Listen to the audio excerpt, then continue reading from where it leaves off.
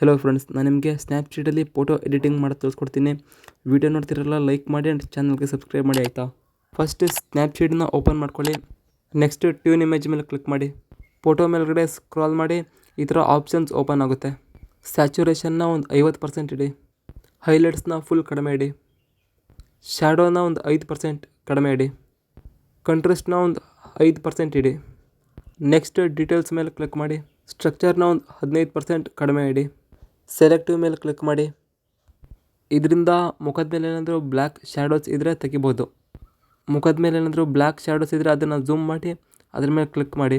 Full red colour ಆಗುತ್ತೆ. Next ಅದನ್ನು full ಸಣ್ಣ ಮಾಡ್ತಾ ಹೋಗಿ. ಮೇಲ್ಗಡೆ ಬ್ರೈಟ್ನೆಸ್ ಅಂತ ಇರುತ್ತೆ, ಅದನ್ನು 25% ಜಾಸ್ತಿ ಮಾಡಿ. ನೆಕ್ಸ್ಟ್ ಸೇವ್ ಮಾಡ್ಕೊಳ್ಳಿ. ವಿಡಿಯೋ ಇಷ್ಟ ಆದರೆ ಲೈಕ್ ಮಾಡಿ, ಚಾನಲ್ಗೆ ಸಬ್ಸ್ಕ್ರೈಬ್ ಮಾಡಿ.